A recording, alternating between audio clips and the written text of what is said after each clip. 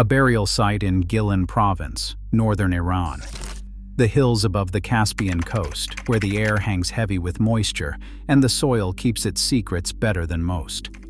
Archaeologists from the University of Social Welfare and Rehabilitation Sciences in Tehran are lifting bone fragments from catacomb-style graves that date to the Parthian Empire, sometime between the 3rd century BCE and the 3rd century CE.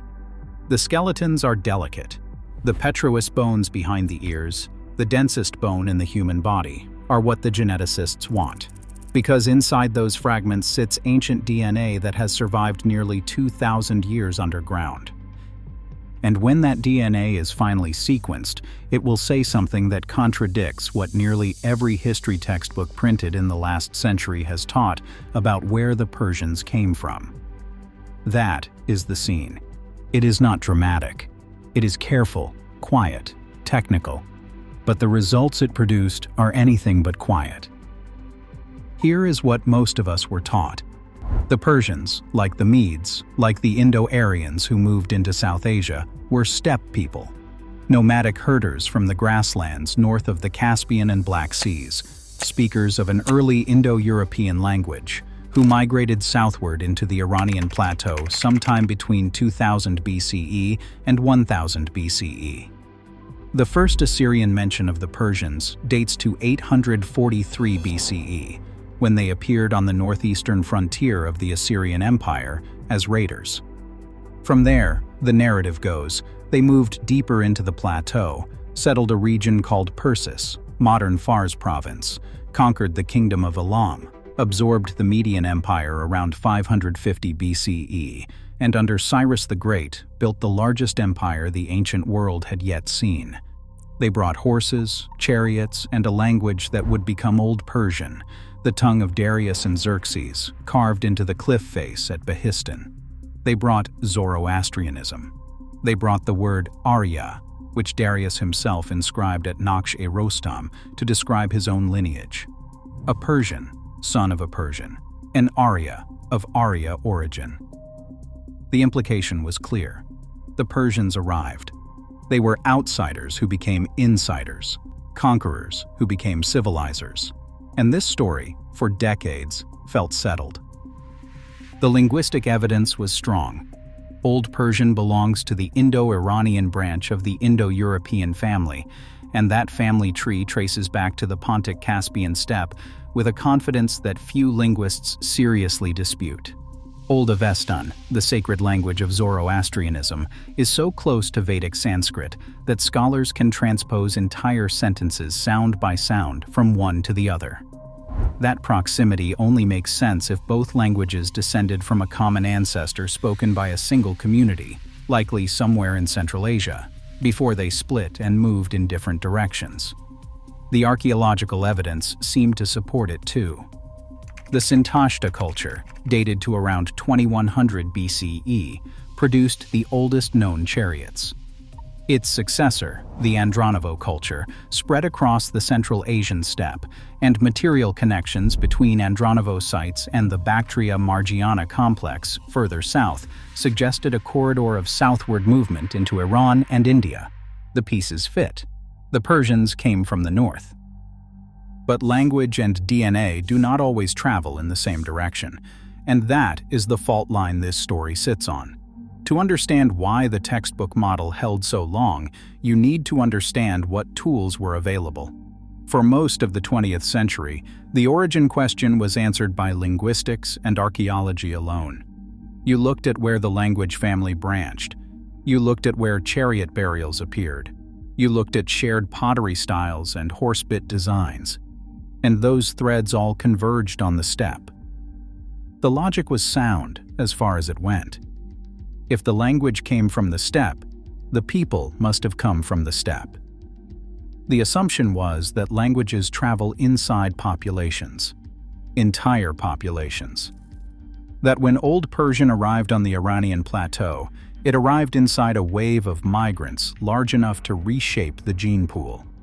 This was not a fringe position. It was the default framework in historical linguistics for the better part of a century, and it survived because there was no way to test it directly. Ancient DNA did not exist as a viable tool until the 2010s. And even then, the Iranian Plateau was one of the last regions in West Asia to be systematically sampled. Hot climates degrade DNA. Petrous bone extraction techniques were not refined until around 2015, and access to Iranian archaeological sites for Western genomic labs was complicated by politics and logistics. So the steppe migration model sat in place, unchallenged by the one form of evidence that could actually confirm or deny it.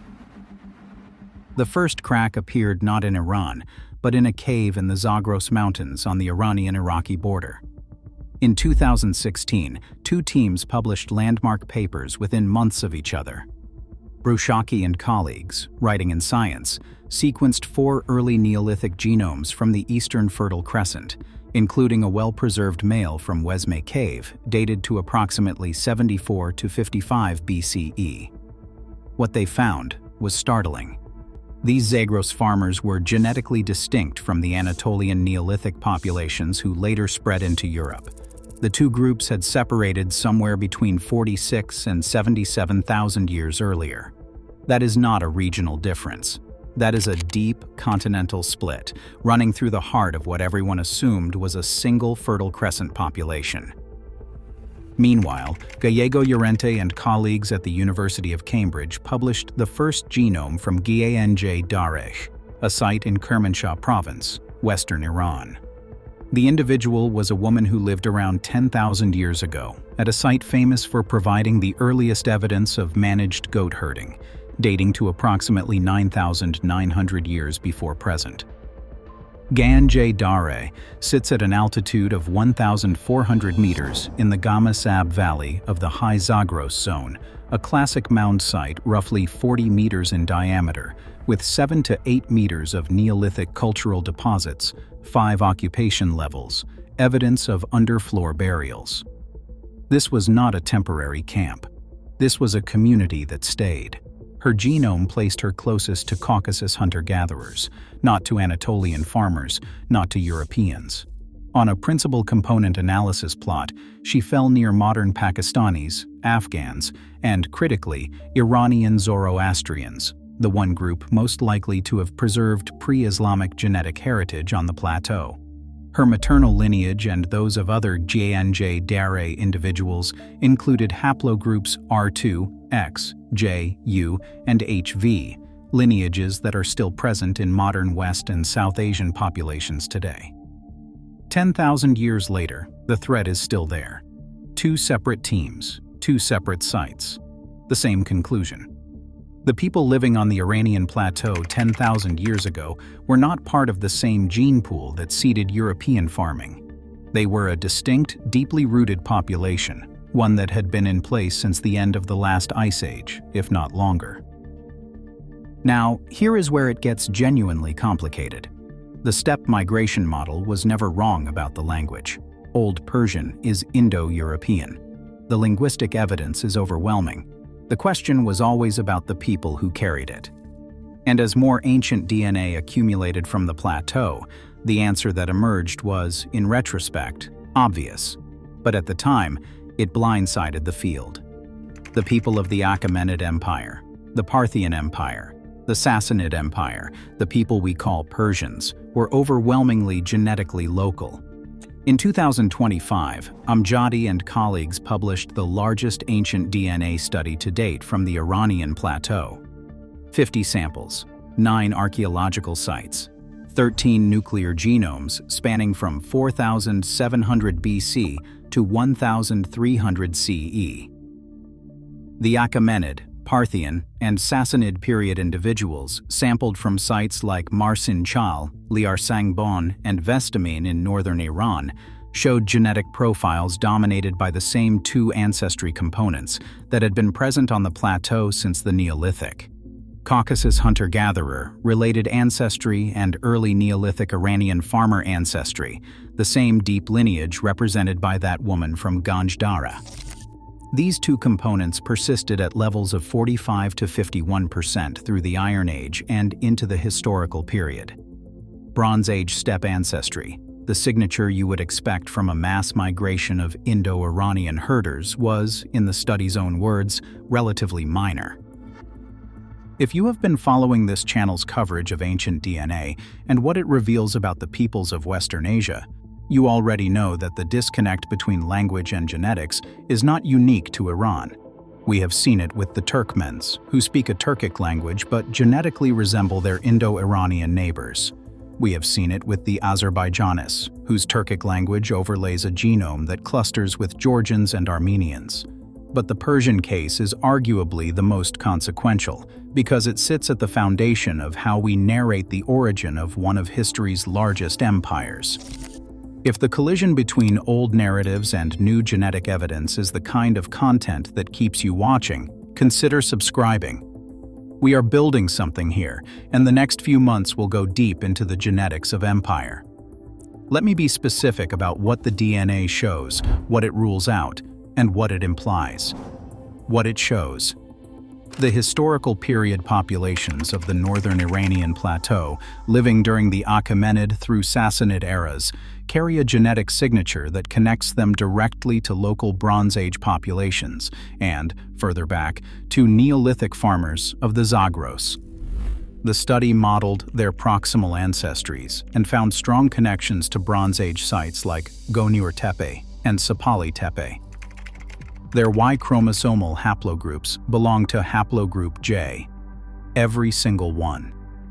Not a single case of R1a, the Y DNA marker most strongly associated with Bronze Age steppe pastoralists, and the spread of Indo-Iranian languages into Central and South Asia.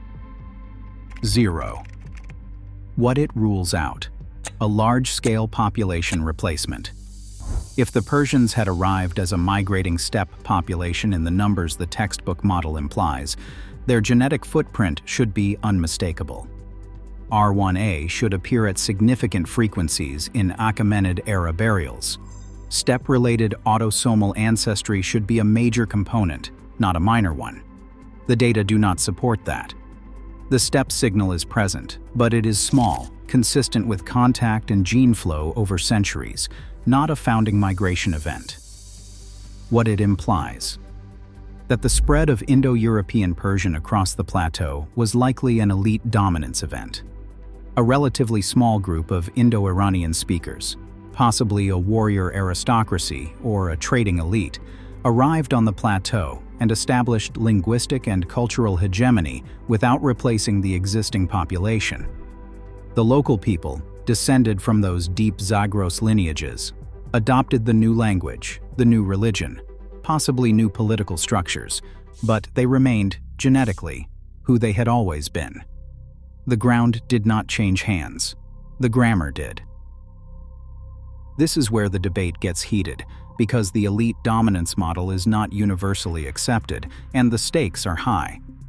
The spread of Indo-European languages is one of the most politically charged questions in historical linguistics, and the answer you give shapes how entire civilizations understand their own origins. Some researchers argue that the steppe signal, while small, could reflect a highly sex-biased migration, a small number of high-status males whose cultural influence far outweighed their demographic footprint. In Europe, we know that steppe migrations were heavily male-biased, with incoming Y chromosomes replacing local lineages far more dramatically than autosomal DNA. Something similar could have happened in Iran. A warrior elite that imposed its language and religion through prestige and power, marrying local women, generation after generation, until the Y DNA signature itself was eventually diluted or outcompeted. The absence of R1a in the 2025 study is notable, but the sample size, though large for ancient DNA, is still limited to specific sites in northern Iran. 13 nuclear genomes is a lot by the standards of ancient DNA, but it is not a census. Southern and eastern Iran remain poorly sampled. Others point out that the BMAC, the Bactria Margiana archaeological complex in what is now Turkmenistan and Afghanistan, served as a staging ground for Indo-Iranian expansion. The BMAC population was itself formed primarily from Iranian Neolithic ancestry, roughly 60 to 65%, with additional Anatolian farmer and West Siberian hunter-gatherer components. Populations moving through the BMAC may have already been heavily admixed with local Iranian Plateau-related ancestry before they ever reached Persis. In other words, the steppe signal may have been diluted before arrival, making it difficult to detect even if the migration was demographically significant. This is a genuine methodological problem. If the migrants already looked partially local, the DNA alone cannot easily distinguish them from the people who were already there. And there is a third position, less commonly voiced but worth hearing. Some scholars question whether the steppe origin of Indo-Iranian languages is as settled as the consensus assumes. The 2019 study by Shindi and colleagues, published in Cell, showed that the Iranian-related ancestry in the Indus Valley civilization derived from a lineage that split from actual Iranian plateau farmers before those farmers started farming. That finding complicated the simple west-to-east migration story. If ancestry flowed in multiple directions across this region long before the Bronze Age steppe expansions, the linguistic family tree might not map as cleanly onto population movements as we have assumed. There is also a deeper wrinkle. A 2024 study by Valini and colleagues, published in Nature Communications, identified the Persian Plateau as the geographic hub where Homo sapiens lived for roughly 20,000 years after the initial migration out of Africa, between 70 and 45,000 years ago, before dispersing to populate Europe, East Asia, and Oceania. If that finding holds, the genetic roots of the Iranian Plateau go back not 10,000 years, but 70,000. The plateau is not just the homeland of Persian civilization. It may be the staging ground for the settlement of the entire non-African world. That makes the genetic continuity finding even more striking. Empires rose and fell on this land. The Elamites, the Medes, the Achaemenids, the Seleucids, the Parthians, the Sassanids, the Arab conquest, the Mongol invasion. And through all of it, the deep Zagros ancestry held, 50% or more, unbroken, for millennia. There are things we still cannot explain. The study's authors acknowledge that only 2 medieval genomes are currently available from the Iranian Plateau. The transition from the Sassanid period into the Islamic era, one of the most transformative cultural shifts in the region's history, remains almost entirely uncharted genetically. Did the Arab conquest bring measurable gene flow into the plateau? Did the Mongol invasions, which devastated cities like Nishapur and Merv, leave a detectable Eastern Eurasian signature? We do not know. We also do not know the full geographic scope of the steppe signal's absence. Northern Iran, south of the Caspian Sea, is just one corner of the plateau. The heartland of the Achaemenid Empire was in Fars province in the southwest. Persepolis is there. Pasargadae is there. The tomb of Cyrus the Great is there, and we have almost no ancient DNA from those sites. The picture could change. That is worth saying plainly. There is also the question of the Medes, the people who controlled the northern and western parts of the plateau before the Achaemenids absorbed them. The Medes were, by all accounts, an Iranian-speaking people. Were they too genetically local? Or did their northwestern position, closer to the Caucasus corridor, make them a more plausible vector for steppe ancestry? Without ancient DNA from Ekbatana, their capital in modern Hamadan, we are guessing. What we can say is that the framing of the Persians as a migrant steppe, people who arrived and built an empire, now looks, at minimum, incomplete. The people who built that empire were already there. They had been there since they first herded goats in the high valleys of the Zagros, since they buried their dead under the floors of mud brick rooms at Ganj Dareh, since, perhaps, they stood on this same plateau and watched the glaciers retreat at the end of the last ice age.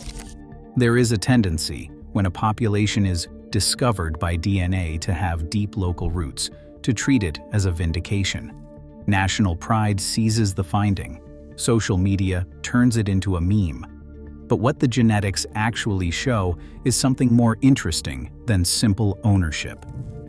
They show that identity, the kind Darius carved into stone, the word Arya, the language, the religion, the political system, these things can arrive from outside and be adopted completely, transformed into something native, without the population itself being replaced.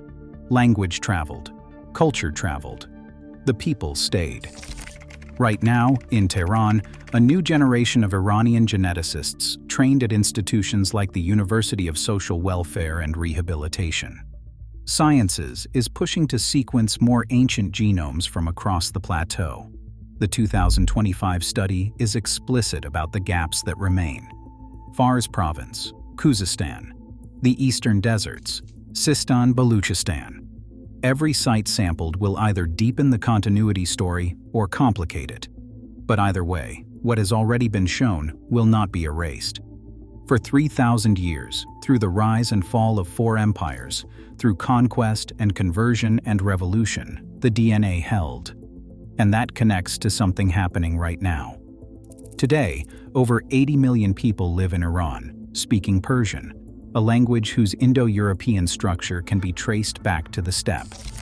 But the bodies carrying that language, the genomes beneath the grammar, those trace back to the Zagros, to the plateau itself, to a time before agriculture, before empires, before the very concept of Persia existed. The 2025 study's authors describe it as genetic stability in the face of historical migrations and cultural shifts. That phrase, understated as it is in a scientific paper, carries an enormous weight when you step back and consider the scale of what it describes. The ancestors of the Persians were not arriving. They were already home. If ancient DNA from Persepolis or Pasargadae, the actual ceremonial heart of the Achaemenid Empire, confirms the same pattern of Zagros-rooted continuity that northern Iran shows, what does that do to the story of how Indo-European languages spread? And should we rethink how we use language families to reconstruct migration in other parts of the world?